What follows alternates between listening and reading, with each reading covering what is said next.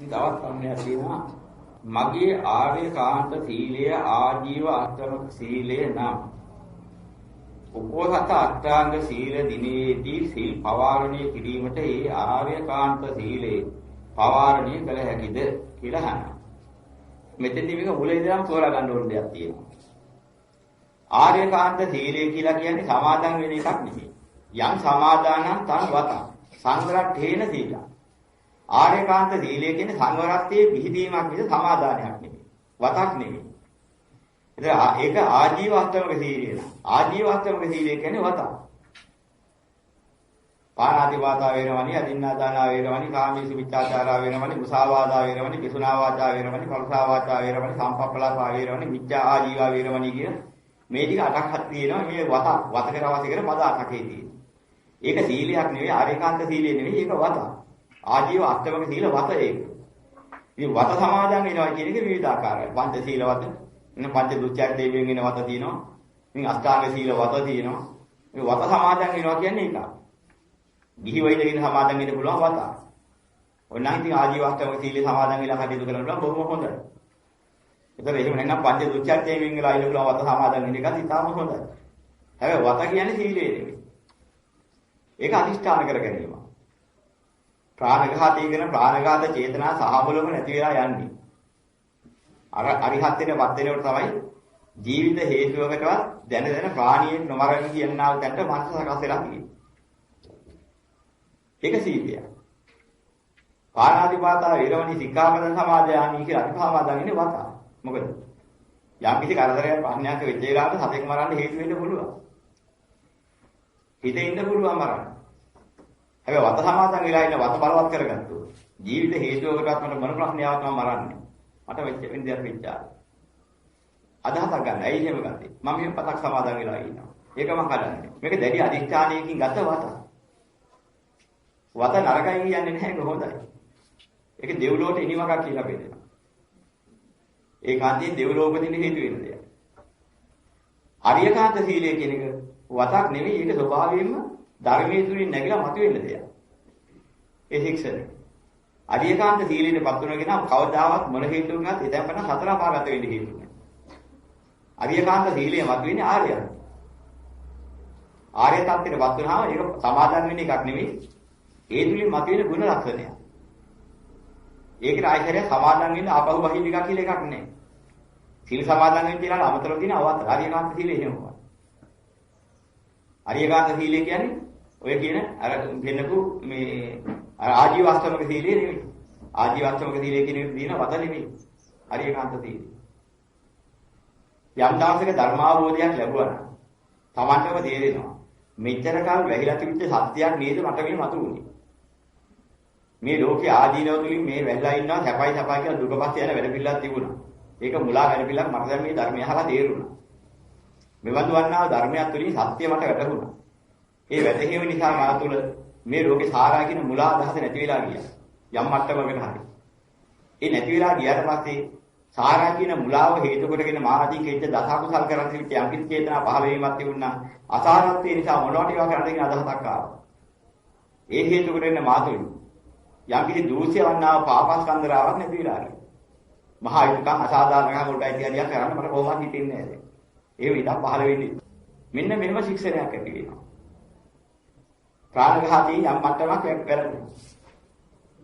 ඒකෙන් පළවෙනි අවස්ථාවේ සෝතාපන්න ඵල බුද්ධලයන්.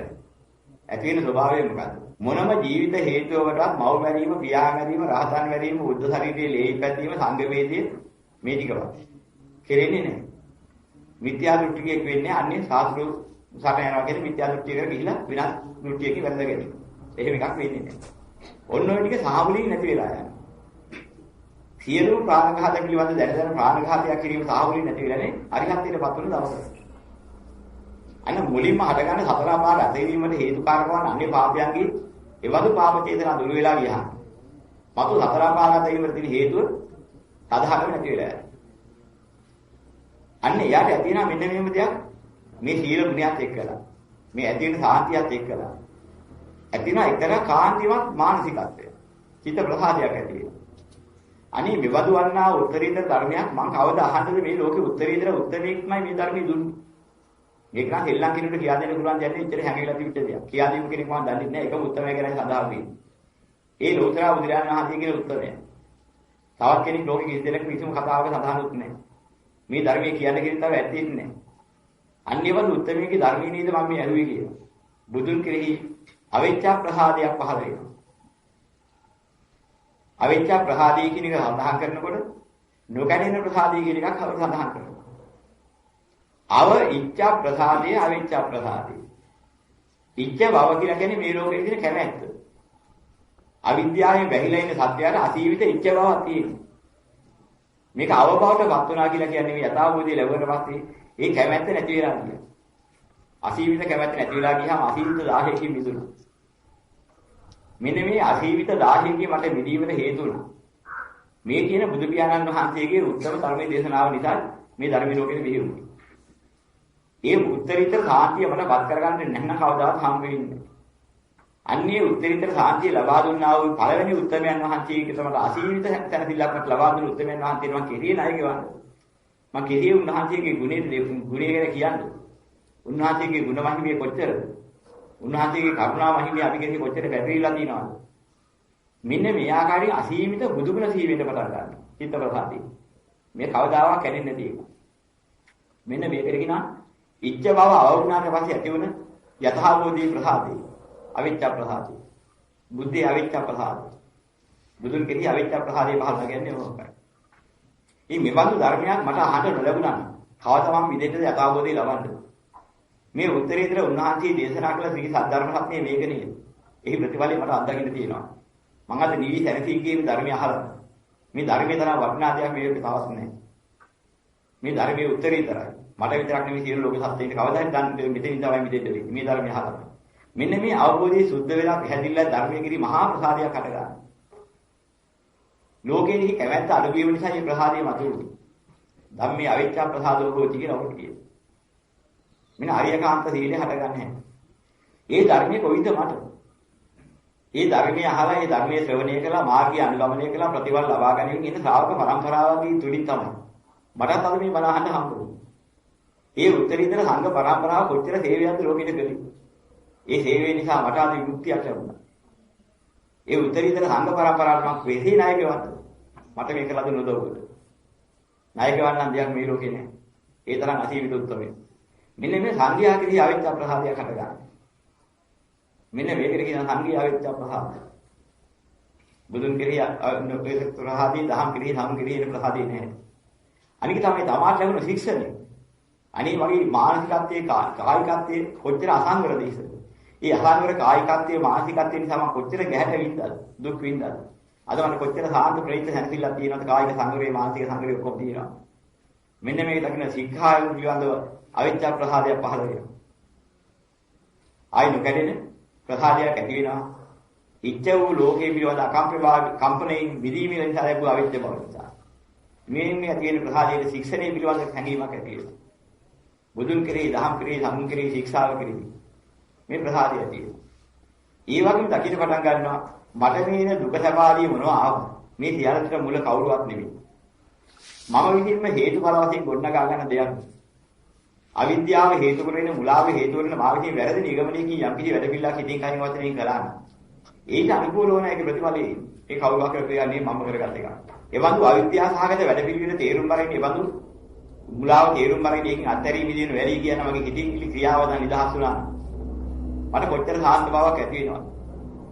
ඒ මොහොතේ මේක අධ්‍යයක් ඇහෙයි. ඉදම් පටිච්ච සමුප්පාදේ තා මේ පහදී කියලා කියනවා. මේ මොහොතේ පටිච්ච සමුප්පාදේ ළඟ. පටිච්ච සමුප්පාදේ ක්‍රියාවලිය ඇතුළේ මේ දුක සැප සියල්ලටම හේතුකාරක වෙන වැඩ පිළිවෙලක් හැදෙනවා මිස මේකට කවුරුවත් පළි නැහැ.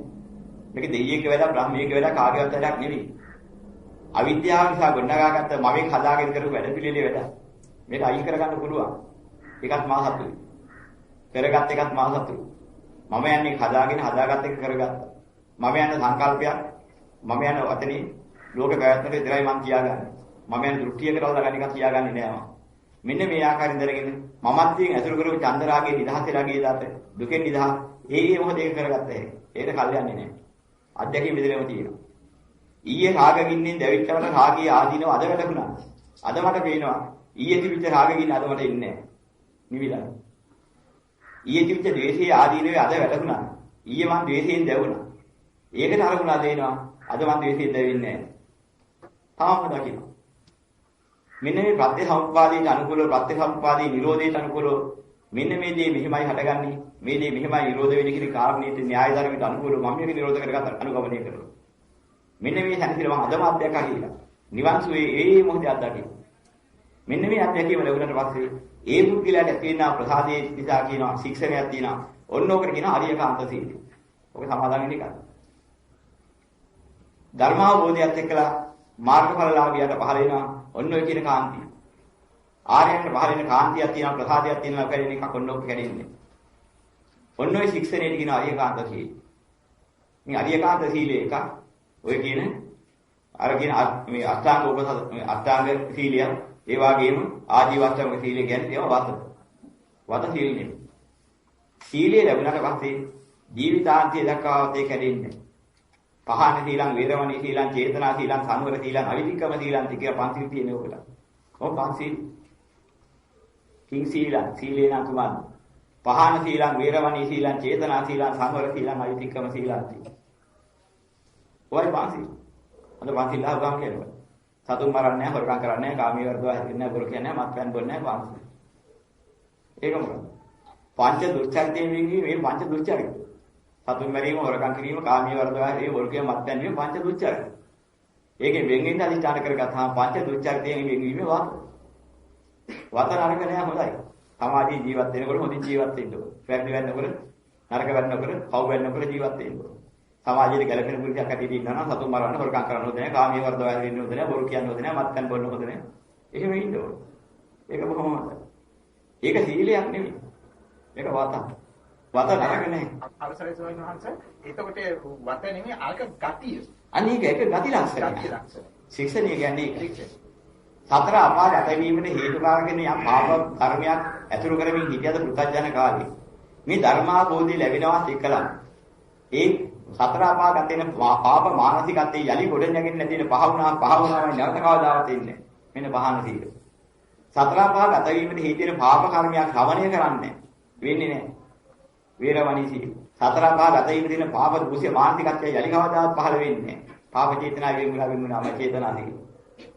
පාප සතර පහ ගත වීමට හින්න පාප අසංවරයක් කවදාවත් ඒදී හටගන්නේ. අසංවරින් නික්ම සංවර සීල. කවදා හරි නිවන් අවබෝධ කිරීමෙන් පූර්ණ කළ අරිහත්යෙන් කෙලවර කරන්නේ කවද්ද? ඒ තාකලෝ කැඩෙන්නේ අවිතික්‍රම සීල. මෙන්න පහසි. අකිනියව නෙවෙයි.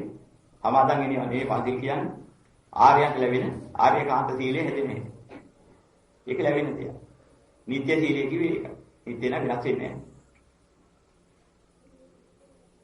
තමන් තුළ ඇති කරගන්න ගතිය. අන්න ඒකයි. මේ කලාතුරකින් හෝ කිංචාපි සෝකම්මං කරෝති පාපකං කායේන වාචා උදචේතසාවා අබබ්බෝසෝ තස පටිච්චාදාය අබබ්බදාදිත්ත පදස්ස උත්සාදි වශයෙන් විග්‍රහ කරනකොට වෙනවා. කලාතුරකින් හෝ පාපයක් කෙරෙනවා නම් කියේ. ඉතින් සාධාරණ නිත්‍ය සීලයක් පහළ වෙලා සතුන් මරන්නේ නැහැ, හොරකම් කරන්නේ නැහැ, කාමීය වර්ධව හරින්නේ නැහැ, බොරු කියන්නේ නැහැ, මත්පැන් බොන්නේ නැහැ කියන එක පහළ වුණා. ඉතින් ඔහුගේ පාපයක් කෙරෙනවා නම් අනිතරේ වෙන්නවා. සේජාපි දානානි අබබ්බෝ කත හයතනක විතරක් වෙන්නවා. කටේට වෙන්නේ නැහැ කියේ. දැන් සෝවාන් බුද්ධලයාගේ සිද්ධ වෙන පාප කර්ම මොනවද හඳුනා. ඒකෙදි වෙන්න දෙයක් තමයි සෝතාපන්න බුද්ධලයාගේ සිද්ධ වෙන්නේ නැති වුණා කියලා අහනකොට. ඔව් පාපේට කැමැත්තක් නැහැ. කැමති නැහැ පව් කරන්න. ඒකයි සිද්ධ වෙන්නේ. මව් මරන්නේ, පියා මරන්නේ, රහතන් මරන්නේ, බුද්ධ ශරීරය ලේපත් දෙන්නේ, සංඝ බීජයටපත් කරන්නේ, අන්නේ ශාස්ත්‍රීය සරණක් කියන්නේ නැත්නම් නියත මිත්‍යා දෘෂ්ටියකට වැටෙන්නේ. මෙන්න මේක සිද්ධ වෙන්නේ නැත්තේ කියනවා. ඒ ඔහු නිත්‍ය සීලයක් වශයෙන් ප්‍රාණඝාතයේ වෙමුණා කියන එකෙහි පිළිදියා නා. මව් මරන්නේ, පියා මරන්නේ, රහතන් මරන්නේ කියන අනිකය මරනවා. කෙලිම කියන්නේ බුලන් නිත්‍ය වුණා නම් කවදාත් වෙන්නේ නැහැ. ඔකදී ප්‍රාණඝාතයක් වෙන්නේ නැහැ කියන්නේ. දැන ප්‍රාණඝාතය ජීවිත හේතුලා සිද්ධ නොවන්නේ කාගෙන්ද හබුවාගෙන? රාතන් වහන්සේ. රාතන් වහන්සේගෙන් සිද්ධ වෙන පව් සිද්ධ නොවන කාරණා පහක් තියෙනවා. දැන ප්‍රාණඝාතය කිරීම රහතන් වහන්සේගෙන් කවදාවත් සිද්ධ වෙන්නේ නැහැ. මොනම හේතුවක් නිසා. දැන හොරමර වංචාවක් කිරීම සිද්ධ වෙන්නේ නැහැ. දැන කාමයිතුනේ කියෙන්නේ. දැන බොරුවේ මුසාවාදයක් කියන්නේ. මුසාවාදයක් කරන්නේ. දැන සම්නිධිකාරක පරිභෝග වල දන්නේ නැහැ. පස්සේ කන තියාගෙන අර හංගගෙන මෙහි හංගගෙන කලසිකක් තියනවා අපි අය. හොඳ කෑමක් කවුනාර මුල්ලේ ගහ ගන්නවා මේ මුල්ලේ ගහ ගන්නවා පස්සේ කන තියාගන්න උන්වහන්සේ කියවනේ. උන්වහන්සේ ලැබිච්ච ඉරක් තියෙන එකක් වැදඳුවා. ආයි රහ එකයි අනික් එකයි. ඔක තියාම පස්සේ කන්නේ කතා එකක් වත් නැහැ තියාගෙන කෑමක්. ඉතින් මෙයා එහෙම හංගගෙන පරිභෝගයක් උන්වහන්සේ කියන්නේ. මෙන්න මේ කාරණා පහ රහතන් වහන්සේගෙන් සිද්ධ වෙන්නේ. සමහරකට අදවක සෝවාන් පුද්ගලයන් සිද්ධ වෙන්න තියෙන ඉඳලා අමාරු විතරයි. සෝවාන් වෙනවා කියන එක දෙල්ලමක් නෙමෙයි අපි අතින් කොච්චර බොරු කියනවාද සෝවාන් පුද්ගලයෙක් කවදා බොරුවක් කියන්නේ නැහැ. අපි අතින් ඇත්ත වශයෙන්ම ආවකව මම දන්නවා මම බොරු කියලා දිනවා කියන්නේ. අන්තිමේ දුක් වෙවි ඉන්නවා. දෙල්ලම වැඩක් නෙමෙයි සෝවාන් වෙනවා කියන එක කරන්නේ. මුසාවාදයයි ඔය බොරුව කියන එකේ ක්‍රම දෙකක්. අද අපි සම්මතිය කියන බොරුවක් තියෙනවා. පොළොව ගියා දාපුවා නෑ නුවර ගිහින් දින පොළොව. අනේ මම අතින් එහෙම බොරුවක් කියවුණානේ සෝවාන් නම් මම අතින් එහෙම කියවෙන්නේ. දැන් ප්‍රශ්නයක් මොකද? සම්මතියක් තියලා තියෙනවා සෝවාන් පුද්ගලයා බොරු කියන්නේ නැහැ කියන්නේ. දැන් බොරුව කියවම මුසාවාදී කියවම දෙකක් තේරුම් ගන්න මේකයි කාරණා. සිදුවක් නොසිදුව හැටියට කියමු නොසිදුවා සිදුව හැටියට කීමක් ඇත්නම්. ඒක ප්‍රලාපයටයි. ඒක සම්පාප්‍රලාප. සිදුවක් නොසිදුව හැටියට කියන එකයි. නොසිදුව දියා සිදුව හැටියට කියන එකයි. ඕකට කියන්නේ ප්‍රලාපය. අනිත්‍ය දෙයක් නිත්‍යයි කියලා දුක දෙයක් සුඛයි කියලා අනාත්ම දෙයක් අත්‍යයි කියලා බෙදනවා. අනිත්‍ය දුක්ඛ නිතර නිත්‍ය වූ සුඛ වූ අත්‍ය වූ නිවන අනිත්‍ය දුක්ඛ අනාත්ම හැටියට බෙදනවා. මෙන්න මේක කියනවා මුසාවාදය. ධර්මයේ අධර්මයේ කියලා කතා කරනවා ඔය ටික දැක්කේ නැහැ. අනිත්‍ය දේ අනිත්‍ය හැටියට දුක්ඛ දේ දුක්ඛ හැටියට අනාත්ම දේ අනාත්ම හැටියට සැකහැරලා දැනගත්තට පස්සේ ඒ යථාර්ථය වහගත්ත කෙනා කවදාවත් අනිත්‍ය දේ නිත්‍ය හැටියට ප්‍රකාශ කළා බල කියන්නේ දුක සැප හැටියට මෙන්න කතා කරලා ලෝකයා මුලා කරන්නේ අනාත්ම ලෝකයේ වැඩක් නැති අනාත්ම ලෝකයේ නාත ලෝකයක් අර්ථවත් ලෝකයක් කියලා මෙන්න මුලා කරන්නේ එහෙම කතාවක් කවදාවත් දෙන්නේ නැහැ. මෙන්න මේක කියන මුසාවාදයක් කියන්නේ නැහැ කියන්නේ. මුසාවාදී දෙන්නේ එතන. ඉතින් සීල් සමාදන් වෙනකොට අදිෂ්ඨානය කරගත්තා නම් අද 5 වෙනකම් මම මේ සීල් සමාදන් වෙන්නේ කියලා. දා 5 වෙනකොට කාලය ඉවරයි. මොකද වාරණය කරන්නේ තුරුනේ. සමාදන් වෙන්නේ කාල සීමාවක් තියෙනවා. අද 4 වෙනකම් අද 5 වෙනකම් මම මේ සීල් සමාදන් වෙලා මේක ආරක්ෂා කරලා මේ ශික්ෂාවලදී. මුලදී පොරොන්දුවක් දීලා පටන් ගන්න. බලපන් වෙලාව 5. දැන් වාරණය කරන්නේ මොකද්ද? ඉවරයි. සමාදන් වෙන්නේ මොකද අමුතුයි? වතක් සමාදන් වෙන්නේ කියලා කරන්නේ. ඊට පස්සේ ධර්මාර්ගයේ කටයුතු කරමින් සියලු බව වැහැර කරන්නේ කවද්ද? එදා වෙනකම් මගේ ගමන අවසානයක් නැහැ කියලා. අරිහත්ත්වයේ කෙලවර කරගෙන පරමාර්ථය තියාගෙන. ඉතින් මම කරන කටයුත්ත බහින අදගත අද දෙකින් ටිකක් හිතලා. මොකද සමාදන් වෙලා බලන්න. සමාදානය කරපුවාම අපිට සමාදානය කරන්න එකක් තියෙන. සමාදානය කරන්නේ සීමා සහිත බව ටිකක් වෙන් කරගෙන ඔය ටික. අපි බව සීමා කරගෙන ඒ ටික විතරන කරන්නේ හදන්නේ. යමක් පව් කියලා අපිට වැටුණා නම් අසාධාරණයක් අවිද්‍යාවක් කියලා වැටුණා නම් ඒ මොහොතේ ඒක අත්දැකීම් කියලා අපි කරගෙන යනවා. ඔය සමාදන් වෙලා කරන එකක් නෙමෙයි ඒ මොහොතේ දැනගෙන කරන එකක්. මේ බුදුරජාණන් වහන්සේ ඒ නිසා පොතනකවත් යනකොට ඒක සමාදන් කරලා ගම් පවාරණය කරලා පන්සිල් ආරයි යන්න කිව්වේ. ධර්ම දේශනාව කරන්න ඉතින් පන්සිල් දින ධර්ම දේශනා කළේ. පොතනක සදාවෙන් ත්‍රිවිධකේ දෙන පාරන්නේ. බුදුරජාණන් වහන්සේ ආපු කෙනෙකුට සීසත්න සමාදන් කරලා පන්සිල් දීලා බණ කියපු දෙනා කිසි දෙයක් නැහැ. සංසුනාත සාදුකම් මානසික කරව. මේක අහගන්න. මනසේ මෙනෙහි කරා. වික්ෂුන් වහන්සේ කරන මොකද කියන්නේ? සුනාත ධාරිත චරිත ධම්ම. ශ්‍රවණය කරන්න. දරා ගන්න. මේ ධර්මයේ හැදිරේ. ඒ ටිකේ හොඳ ප්‍රඥාවෙන් යොමු කරලා අහගන්න. ඔය ටිකයි දෙන්නේ. බුදුරජාණන් වහන්සේ අනිකාරෙ වෙන්නේ තාපු අය. බබුනි බණහන්දා කවුරු හරි ආවම සංසුනාත හොඳට මේක අහගන්න. සාදුකම් මානසික කරව. හොඳට මනසේ මේක මෙනෙහි කරා. ඔය ටිකයි වෙන්නේ. ඊට පස්සේ දේශනා දේශනා කරනවා. එහෙම කරලා දේශනා කළා. මාර්ග අවසානයේ මාර්ගඵල අවබෝධය. අවබෝධය ලැබුවට පස්සේ මොකද කරන්නේ? ඒ ආවිසින් සතර සමාදාන වුණා. තමාලගේ චිත්ත ප්‍රහාදේ ප්‍රකාශ කරලා අභිකාන්තම් භෝගෝතම අභිකාන්තම් භෝගෝතම ස්වාමීනි හරි මනස්කාන්තය මනහරයි. සේයතාපි භෝගෝතම නික්කුජිතං වා උක්කුජේ යම්සේ භව ගෞතමයන් හත මුනින් අතරහරවා තිබි කකුඩු වෙරි කළා වාගේ. පටිච්චන්නං වා විවරෙය. වහලා තිබි ටිකක් විවර කළා වගේ. මූලස්සවා මග්ගං ආචික්කේය. මුලාවටපත් වෙච්ච කෙනෙක් මාර්ගයේ පාදලා දුන්නා වගේ. එතකොට අන්ධකාරීවා තේල පජ්ජෝතං ධාරේය චක්කුමන්තෝ රූපානි දිස්ස දක්ඛින්තිටි. ඇසතෝ රූප දක්ඛිත්වා අන්ධකාරී තෙල් පහනක් දැල්ලුවා වගේ. මෙහෙ උපමාන වේ කියලා. ඒව මේවකෝ භෝගෝතම අනේක පරියායන් ධම්මෝ ප්‍රකාශිතෝ. මේ උපමා පරිදි බෞද්ධ ගෞතමයන්ාතේ විවිධාකාරී මේ ධර්මයෙන් ප්‍රකාශ කළා. හරි සන්තෝෂයි මට. අපේ ධර්ම අවබෝධය ලැබුණා. ඒ සාහම් භෝගෝතමන් සරණං ගච්ඡා. ඒ නිසා මම බෞද්ධ ගෞතමයන්ාතේ සරණ යනවා. ධම්මච්ච වික්ඛු සංඝංච ධර්මයක් වික්ඛු සංඝය. බුදුරජාණන් වහන්සේ ඉඳගෙන කානාදි කියහම මෙහෙම බුද්ධ සරණ ගච්ඡාමි කියලා ඒක කිව්වේ නෑ. තමන්ම ඒ ටික කරලා වෙලා ඔයාම තමන්ගේ ප්‍රීති වාක්‍ය බල කරලා කියනවා. උපාසකෝ මම භගවා ධාරීතු අජ්ජතගේ පාණුපේතං සරණං ගතං. භාග්‍යවතුන් වහන්සේ අදකටන් මම පණ දිනකන් සැලකිය උපාසකයෙක් දරා ගන්න. ඉදිරානාති තුස්නි බෝත සූසරං යසුවා. ඉතින් ඒ දාපරන් සරණගත උපාසකයෙක් වුණා. දැන් කවුද සරණ දුන්නේ? කවුද සිව් දුන්නේ?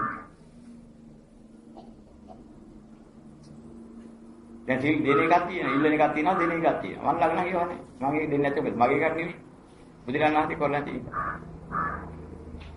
විසාකා උපාසිකාව සිල් සමාදන් වෙලා සිල්පද ටික සමාදන් වෙලා ගිහිලා ඊළඟට බුදුරණාහිට කියනවා ස්වාමීනි ඊයේ පොහොය දවසේදී වික්ෂුන් වහන්සේලා පොහොය කරන මටත් වැඩක් කරන්න හිතුවා. මම මේ ශික්ෂාපද 8ක් සමාදන් වුණා ගෙදර. සිටුමාරි ගාවිලා සමාදන් වෙච්ච එකක් ඇතුළේ බුදුරණාහිට කිව්වා. බුදුරණාහිට විසාකාවනි බොහොම හොඳයි. හැබැයි ඔක අර්ථවත් දැනගන්න. ඔය ශික්ෂාපද අර්ථවත් දැනගෙන සමාදන් වෙන්න කියලා විසාක උපසත සූත්‍රයේදී විසාකාවට දේශනා කරුවා.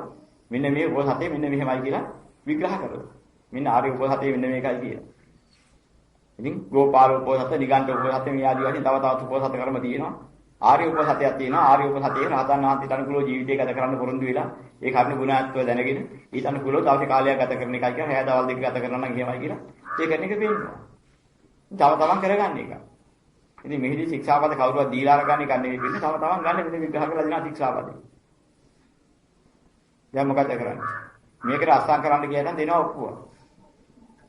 ටග්ගාල අස්සම් කරලා දැන් කියවල බලන්න කියනවා. පස්සේ දිනේ යා මුළු දේහතම යාගෙන කාගේ හරි නම කරලා ලියා තියෙන ඔක්කොම.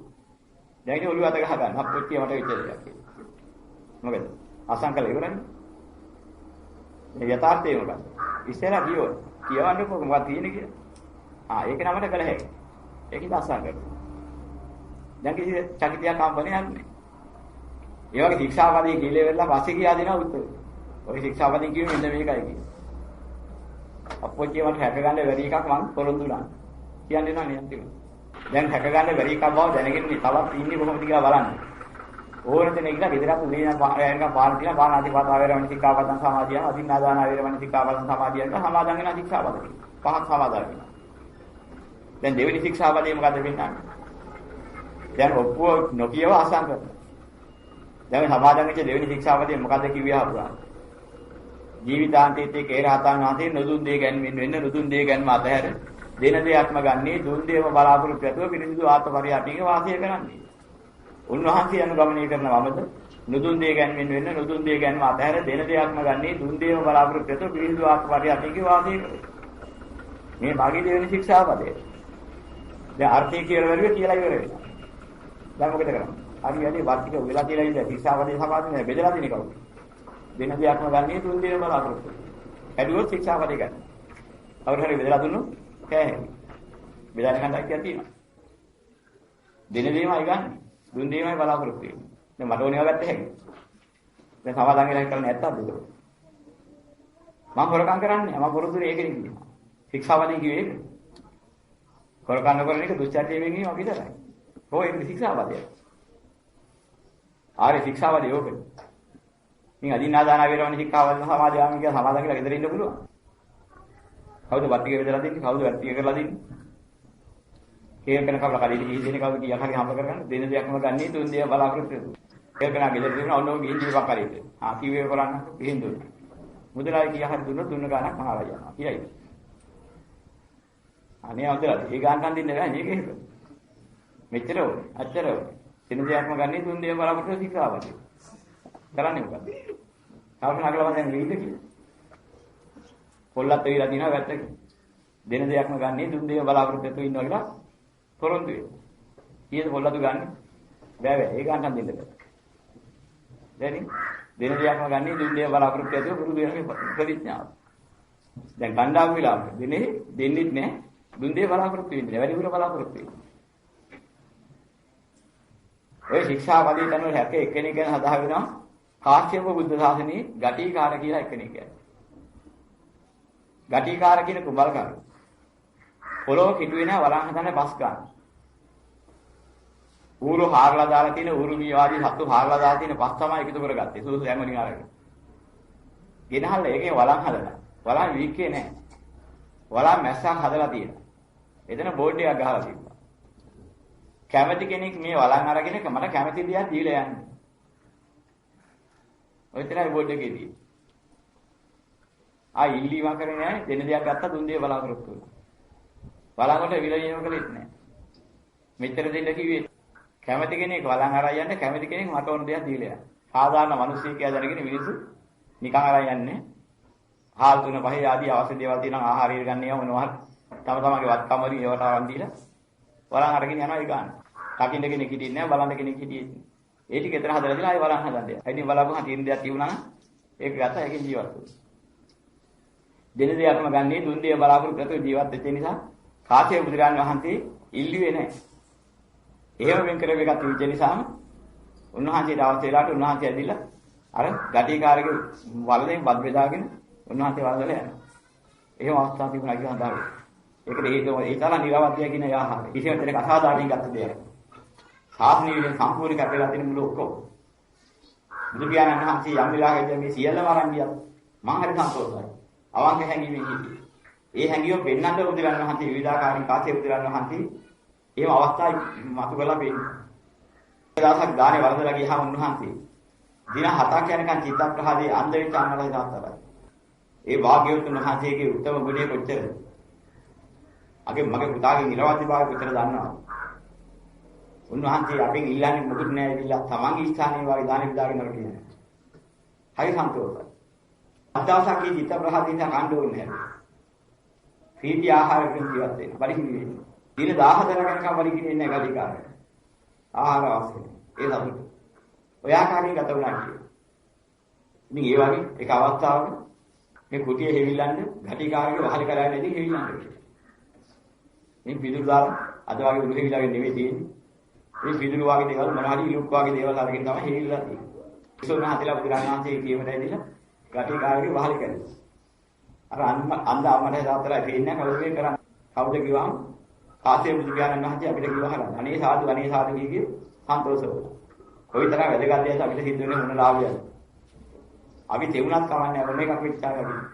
උන්වහන්සේගේ වහලේ ඊළඟට අපේ වහලේ තියෙන සංගঠন කොට හරි ගෙලින්න අපිට කොච්චර වාසනාවක්ද කියලා සන්තෝෂව. දින 14ක් කණ්ඩ අවශ්‍ය වුණේ නැහැ අම්මා තාත්තා. චිත්ත ප්‍රසාද. මාසයක් කණ්ඩ අවශ්‍ය වුණේ නැහැලු ගතිකාරයෙන් චිත්ත ප්‍රසාද. ඒක දෙගුණයි. දැන් මෙහෙම උත්තරේ කියනවා තමයි ඒ ගටිකාර ගැන කාශ්‍යප බුදුරජාණන් වහන්සේ ලෝකෙට දෙන්නේ. ඉතින් මෙන්න මේ වගේ තියෙනවා. ඒ ශික්ෂණ ගුණයේ විශේෂයක්. ඒක රකින්න සාමාන්‍යයෙන් බෑ. ඒ වගේ ගති ලක්ෂණ ඇතියටයි ඒක කරන්න ඕනේ. ඉතින් අපි මොකද කරන්නේ? උදේ ඉඳන් හැරෙනකම් මේ ශික්ෂාවත්ගේ සමාදන් වෙලා ඔක්කොම හරවනවා. ධර්මයේ අවශ්‍ය දෙයක්වත් නෙමෙයි. සමාදන් වෙන්න අවශ්‍ය කරන දිනයක් වෙනවා. ඔය 7 සීල සමාදන් වෙන්න දවස. එදාට ගිහිලා ඉතින් ඔක්කොම නිදහස් වෙලා ගෙවල් දොරවල් ඔක්කොම කටින් අනික් අයට වාර දීලා ඔක්කොම කරගන්න කැමති. එදාට නිදහසේ ඉන්න ගිහින් පුළුවන් වෙලාවක් හැක්කලා. ඒක බොහොම වැදගත්. දෙව්ලොවට ඊමාවක් පායි කියලා. ඒක තේෂ්ඨත්වයේ දෙන්නේ.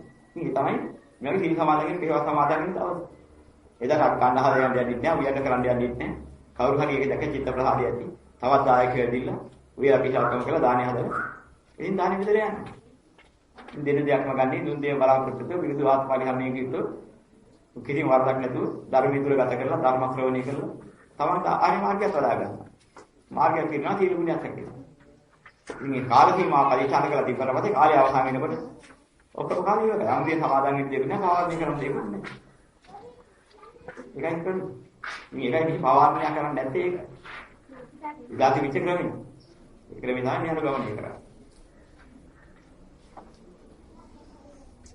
ඉතින් අමුතු සීලයක් ගන්න අවස්ථාවක් නේ. ඉතින් අවශ්‍ය නැහැ මොකද කරන්නේ?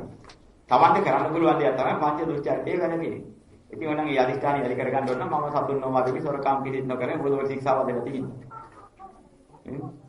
මේ අර විදියට දුසිරිතෙන් දුරු වෙමි බොරු වසින් මත්තනින් වලකින් කියලා සාදුකාරය දීලා යනවා. ඊට අදිස්ථාන ඒක කරන්න පුළුවන්. අතු මරන්න දීලා පුළුවන්, හොරකම් කරන්න දීලා පුළුවන්. කාම වරදවා හැදිරිය නැතුව ඉන්න පුළුවන්, බොරු කියන නැතුව ඉන්න පුළුවන්, මත්තන් බොන නැතුව ඉන්න පුළුවන්. ඒක කරන්න පුළුවන් හරි කරගන්න. බැරි ඒවා කරලා ඉන්න. අතර වංගින් නැතුව. බුදුහාම ප්‍රතිඥා දීලා කැඩුවොත් මොකද වෙන්නේ? ආනාවිදිකමාව කියන්නේ ආවරණය. ඔළුව වැහෙනවා. කොච්චර බල කිව්වත් තේරෙන්නේ. තේරුම් ගන්න පුළුවන් මොලේ දිනා වෙහිලා. ඒ රටක නින්දවත් යනවා. අත්‍යවශ්‍ය දිනකට වල ඉඳියා. ඒක වෙන කතා කල්පනාවක් කියලා. අරක වෙහිලා යනවා. ආවරණ වෙනවා. මේ ආවරණ වෙන්නේ වැඩ කරගන්න හොඳයි.